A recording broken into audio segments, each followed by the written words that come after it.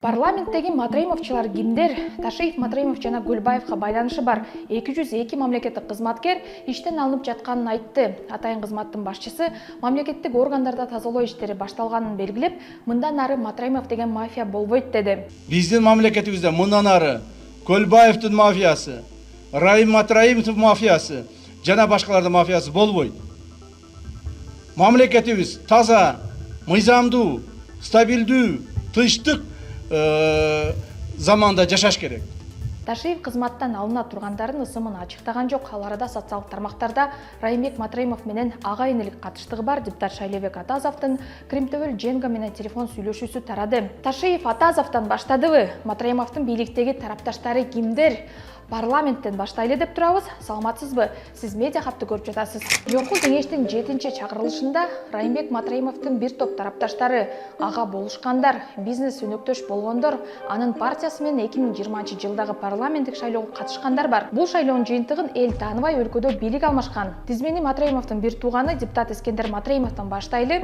Искендер Матраимов жогорку кеңешке 2015-жылы Атамбаевдин КСДП партиясы менен келген. Райымбек Матраимовдун бажыда коррупция кылганын Али Токтокунов баштаган журналисттер аныктагандан кийин Искендер Матраимов энисине болушуп, иликтөөнү бурмалоого аракет жасаган. Матраимовдор ошол эле кезде иликтөөнүн авторлору Азаттык клубту жана иликтөөнү сайтына жарыялаган 24 KG порталын сотко берип, өздөрүнүн кадыр баркын 60 миллион сомго баалаган. Анын 10 миллион сомун Али Токтокуновдон өндүрмөкчү болушкан. Алар сот аркылуу Райымбек Матраимовду актагысы келген. Журналисттерге Матраимовдун жана Абдукадырдын кылмыштуу аракеттерин ачыктаган, Кыргызстандан 700 миллион доллардан ашуун каражат чыгарылганын айтып, журналисттерге тиешелүү документтерди берген уйгур тектүү ишкер Кытайдын жараны Айеркен Саймаити иликтөө чыккандан кийин Стамбулда киши колдуу болгону эсиңизде да. Анын өлүмүнө буйрукма бергендер али күнгө чейин аныктала элек.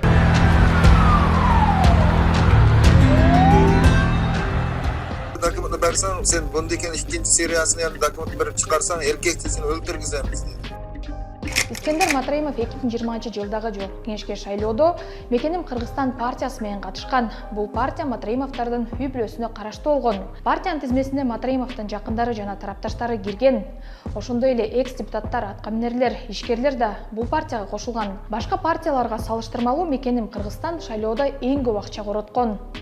Расмий чыгымы 90 миллион сомдон ашкан. Мекеним Кыргызстан партиясы акчалуу экени шайлоо кампаниясы жүрүп жатканда дароо эле билинген. Партиянын логотипи түшүрүлгөн баннерлер, агитациялык материалдар дээрлик ар бир айылга илинген. Оңбогондой добуш сатып алуу административдик ресурс колдонуу болгондуктан элдин талабы менен ал 2020-жылкы шайлоо жыдыган.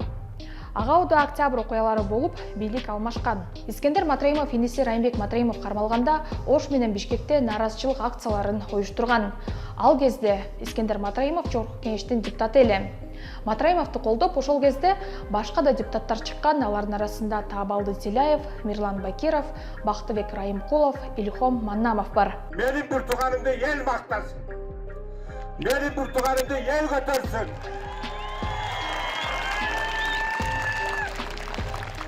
Менин бир туугандардын атынан элимден дагы суанып кетемин.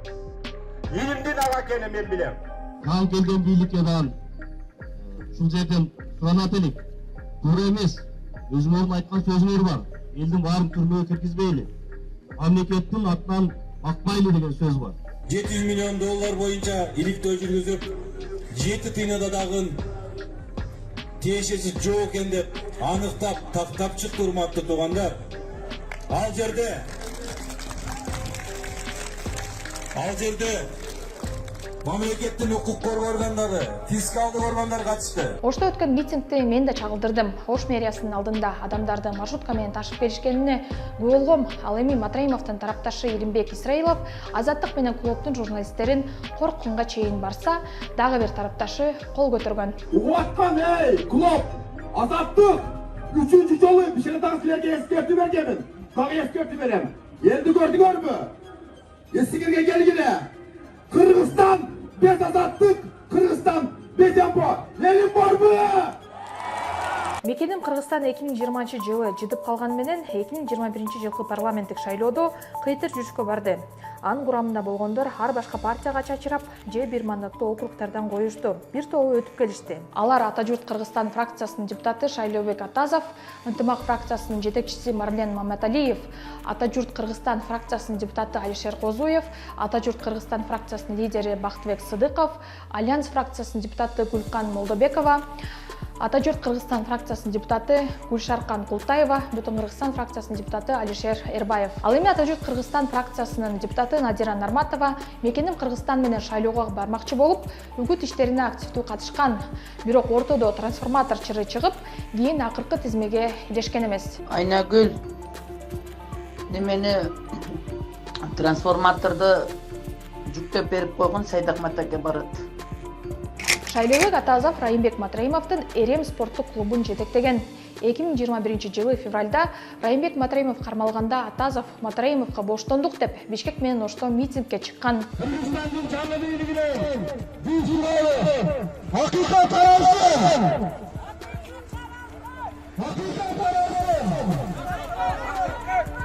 Kırgızistan'da yaşayan kezdeki bağımsızlık kararısını kullandım CHP'si.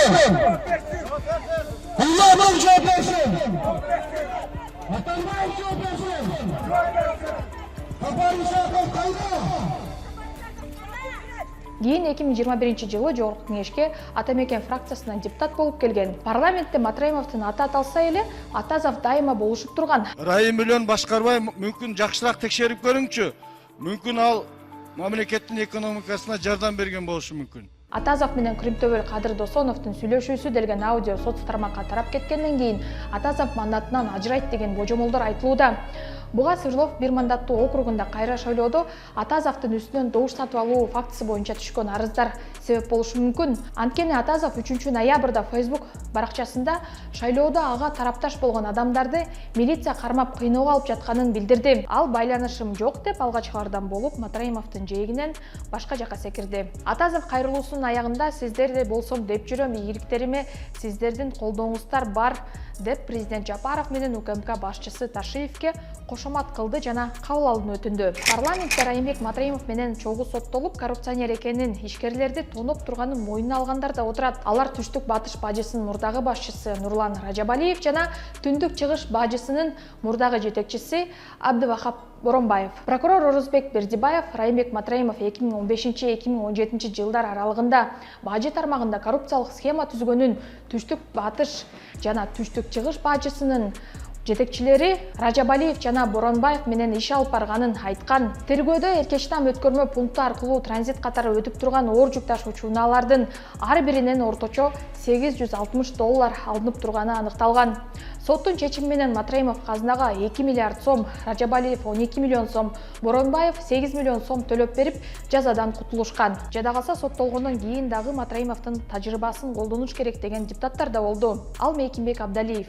Керек болсо, биз уялбай эле Матраимов райымдан ошол адамдын опытын, тажрыйбасын колдонойлу. Мына бизде таможнянын жетекчиси уялбаңыз, сураңыз. Ал адамдын тажрыйбасы бар. Буга чейин Ата журт Кыргызстандын дагы бир депутаты Мурадыл Мадаминов Райым миллион жакшы менеджер болгон деп, анын тажрыйбасын колдонуш керек деп айткан. Бирок 2018 жылы Мадаминов караманча каршы ойдо болгон. Ал Жогорку Кеңеште бажы кызматы эң коррупциялашкан мамлекеттик органдардын бири экенин белгилеп, башкы прокуратура чара көрбөй жатканын айтып, сын калган. Мына бир эле центральный таможнянын үйүнү көрүп атасыңар, өлдү дегенде $5 миллион курулган үйдү көрсөтүп атат. Силер мурдагы Райым Матраимов дегендин үйүнү көргүлө, андагы ага чейинки директордун үйүнү көргүлө. Ал эми Надира Нарматова 2021 жылы февралда Назар Ньюс YouTube каналына маек туруп, Райымбек Матраимовго козголгон кылмыш ишин атайын уюштурулган шантаж деп сыпаттаган. Эгер ууру болсо, коррупционер болсо, Атамбаев билбедиби, көрбөдүбү. Экинчиден, Райымбек Матраимов бул жетекчи эмес да. Бул жөн эле орун басарды, катардагы эле чарбачыл орун басар. Ошол мезгилде СМБ кайды карап турду. Ошол мезгилде прокуратура кайды карап турду. Эгерде таможня ушунчалык мамлекетти жеп аткан болсо. А ошол жерде бул ошондой схеманы аткарып аткан болсо, президент эмне кылып атты? Бул жерден жөн эле жанагындай катардагы уюштурулган шантаж сыяктуу. Райымбек Матраимовду бир монстр кылып алды. Аты жыты жок, өзүнүн жумушун жасап жүргөн Райымбек Матраимовду азыр мамлекетти башкарып, көмүскөдө башкарып турган король катары баалап атышат. Эми бул деген жакшы эмес да. Нарматованын 2 баласы тең бажычы, алардын бири Ош бажысында иштеген Азатбек Нурдинов коррупцияга шектелип майдын башында кармалган.